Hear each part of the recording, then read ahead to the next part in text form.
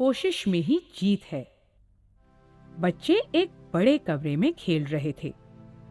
पास में बैठी हुई नानी सिलाई कर रही थी। नानी ने रिया से मदद मांगी। रिया, इस सुई में धागा पिरो दो। रिया ने नानी से सुई धागा लिया और कोशिश करने लगी, किंतु बहुत कोशिश के बाद भी रिया सुई में धागा नहीं डाल पाई। रिया बोली, नानी, मुझसे नहीं हो रहा, आप ही कीजिए ना। उधर अजय और रोहन ताश के पत्तों से घर बनाने की कोशिश कर रहे थे। पत्ते टिक ही नहीं रहे थे, बार बार गिर जाते थे।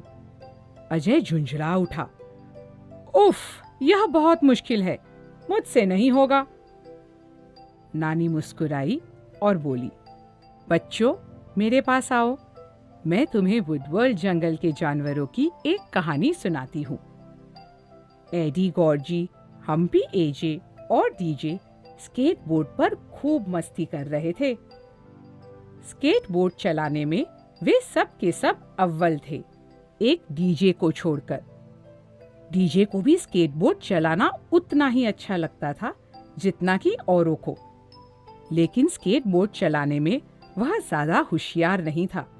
बार बार उसका संतुलन बिगड़ता जाता और वह गिर जाता। एक बार स्केटबोर्ड पर उछलते हुए वह धड़ाम से गिर पड़ा। एडी ने उसे सहारा देते हुए उठाया और कहा, कोई बात नहीं डीजे, चलो हम सब मिलकर तुम्हें स्केटबोर्ड चलाना सिखाते हैं। उन्होंने नए सिरे से डीजे को सिखाना शुरू किया। अब वह भी अपने दोस्तों के साथ स्केटबोर्ड जोरों से चलाने लगा। फिर क्या था, कभी वे टूटे हुए पेड़ों के तने पर स्केटबोर्ड चलाते और कभी चढ़ान पर तेजी से स्केटबोर्ड दौड़ाते। फिर उसी ढलान पर स्केटबोर्ड नीचे दौड़ाते। वे झूमते, वे घूमते, वे उछलते, वे कलाबाजी करते। एक पहाड़ी की तीखी चढ़ान पर वे अपने स्केटबोर्ड को ऊपर की ओर भगा कर ले गए। हवा में वे ऊपर और ऊपर की ओर जा रहे थे। एजे खुशी से चिल्ला रहा था, वाह, हम उड़ रहे हैं। डीजे भी खुश होकर बोला, हम आजाद पंछी की तरह है, हम आकाश में उड़ सकते हैं। ऐसा प्रतीत हो रहा था जैसे सच में वे आकाश में उड़ रहे थे। वे हवा को काटते हुए अपनी बाहें फैलाए खुले आकाश का आनंद ले रहे थे। इससे बड़ी खुशी और क्या हो सकती थी। अचानक वे नीचे गिरने लगे और गिरते गए, नीचे, नीचे और भी नीचे। धड़ाम से वे जमीन पर गिर पड़े। उई, उफ, हाय हाय। खुद के बदन को झाड़ते हुए सब खड़े हो गए। फिर इधर उधर देखने लगे। उन्हें समझ ही नहीं आ रहा था कि वे कहां पहुंच गए थे।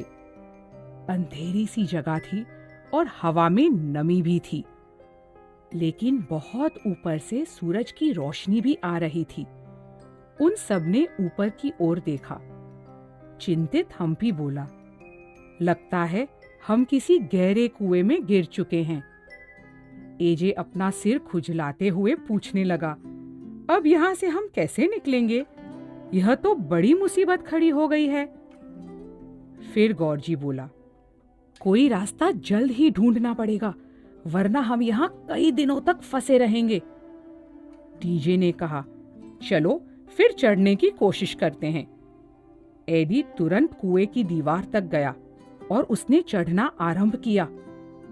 एजे भी उसके पीछे चल पड़ा। दीवार पर उभरे हुए पत्थरों को पकड़ते हुए वे खुद को ऊपर की ओर खींचते चले गए, लेकिन पत्थरों पर काफी फिसलन थी। सहारा लेने के लिए एजे ने एडी के पैर को पकड़ लिया। धत तेरी! दोनों फिसलकर धड़ाम से नीचे गिर पड़े। एक बार मुझे कोशिश करने दो, ऐसा कहते हुए डीजे ने ऊपर चढ़ना आरंभ किया। उभरे हुए पत्थरों के सहारे वह ऊपर चढ़ता गया। उसे ऐसा आभास हुआ जैसे कोई उसके आसपास है। डीजे ने इधर उधर देखने की कोशिश की। अचंभा! सोचो तो, वहां कौन था? वह था मकड़ी जाति वाला मकड़ू। एक समय था जब पांचों दोस्त मकड़ू से बहुत डरते थे, लेकिन मकड़ू को डीजे की आवाज बहुत पसंद थी और उसने डीजे को अपना गुरु बना लिया था। चौंका हुआ डीजे बोल उठा, मकड़ू, तुम यहाँ क्या कर रहे हो? मकड़ू की सांस चढ़ी हुई थी। वह बोला, अरे गुरुजी, आप और यहाँ? ठहरिए, मैं चढ़ने में आपकी मदद करता हूँ। मकड़ू ने अपनी पूरी ताकत से डीजे को धक्का देना शुरू किया। छोटे से मकड़ू के लिए डीजे बहुत भारी था। दोनों की पकड़ ढीली पड़ गई। वे दोनों धड़ाम से नीचे जमीन पर गिर गए। डीजे ने कहा, अरे मकड़ू, मेरे कारण तुम भी नीचे गिर गए, मुझे माफ कर दो। उत्तर में मकड़ू बोला, कोई बात नहीं सर, मैं पहली बार थोड़े ही गिरा हूं। पिछले 4 दिनों से मैं यहाँ फंसा हुआ हूँ। यहाँ से निकलने के लिए भरपूर कोशिश किए जा रहा हूँ और कई बार गिर भी चुका हूँ। एडी आश्चर्यचकित होकर बोला, 4 दिन? लेकिन पहले यह बताओ कि तुम यहाँ पहुंचे कैसे? मकड़ू ने समझाया, मैं पहाड़ी पर खेल रहा था। तेज हवा आई और मुझे उड़ाकर यहाँ गिरा गई। दुखी मन से गौरजी बोला, और हम स्केटिंग करते हुए यहाँ आ गिरे। अब सबको चिंता होने लगी। एजे ने हताश स्वर में कहा, जब इतनी कोशिशों के बाद मकड़ू सफल नहीं हुआ, तब हम कैसे सफल हो पाएंगे? अब कुछ नहीं हो सकता। एजे की बात से मकड़ू सहमत नहीं था। वह बोला, मैं हार मानने वाला नहीं हूं। मेरा इरादा पक्का है। मुझे यहां से बाहर निकलना ही है। मैं तब तक कोशिश करता रहूंगा जब तक मैं सफल नहीं हो जाऊं, फिर चाहे मुझे 1,00,000 बार कोशिश क्यों न करनी पड़े।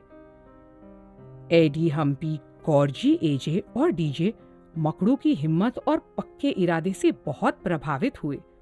वे सब एक दूसरे के पास आए। एक दूसरे के कंधे पर हाथ रखकर सबने साथ कहा, हम हैं अद्भुत 5। अगर हम कुछ करना चाहेंगे तो हमें कोई भी रोक नहीं सकता। जोश से भरकर वे दोबारा कोशिश करने के लिए तैयार हुए। वे कुएं की दीवार के पास जा खड़े हुए। ऊपर की ओर देखा तो किसी पेड़ की एक बेल नीचे लटक रही थी। एडी ने सबसे कहा, चलो हम सब मकड़ू को ऊपर चढ़ने के लिए सहारा देते हैं, फिर वह उस बेल तक पहुंच सकता है। एक बार बेल उसकी पकड़ में आ गई, तब वह उसके सहारे बाहर निकल जाएगा। 5 ने मीनार जैसा स्तंभ बनाया और मकड़ू उनके कंधों पर चढ़ गया। अब पेड़ की बेल उसकी पहुंच के पास थी। मकड़ू ने लंबी छलांग लगाई और एक ही झटके में बेल के पास पहुंच गया। उसने बेल पकड़ी और उससे लिपट गया। बेल के सहारे पलक झपकते ही वह कुएं से बाहर निकल गया। अब मकड़ू को केवल एक छोटा सा काम करना था। एडी और उसके दोस्त जो गहरे कुएं में फंसे हुए थे, उनके लिए नीचे कुछ मदद भेजनी थी। उसने एक तगड़ी बेल ढूंढी। अपनी पूरी ताकत से मकड़ू ने वह बेल कुएं में फेंक दी। वाह! बेल कुएं के तले तक आसानी से पहुंच गई। एक के बाद एक 5 दोस्त कुएं के बाहर आ गए। डीजे ने कहा, मकड़ू, तुमने हमें हार न मानने की प्रेरणा दी। आज से हम तुम्हें सर कहेंगे। डीजे के 4 दोस्त उससे सहमत थे। वे एक साथ बोल उठे, बिल्कुल सही। इतनी प्रशंसा पाकर मकड़ू के गाल शर्म से लाल हो गए। फिर भी मन ही मन वह खुश था। उसके दोस्त भी खुश और सुरक्षित थे। जैसे ही नानी की कहानी खत्म हुई, रिया ने सुई और धागा फिर से उठाया। वह तब तक ध्यान लगाकर कोशिश करती रही जब तक धागा सुई के अंदर चला न गया। अजय और चिंटू भी ताश के पत्तों की ओर भागे। उन्होंने सावधानी से पत्तों को रखा और जल्द ही उनका घर बनकर तैयार हो गया। नानी मुस्कुराई। उन्हें संतोष हुआ कि बच्चों ने एक और सबक सीखा था जो वे कभी नहीं भूलेंगे। हमने क्या सीखा? कोशिश, कोशिश। लगातार कोशिश करते रहो। अपना लक्ष्य पाने के लिए इससे अच्छा और कोई तरीका नहीं।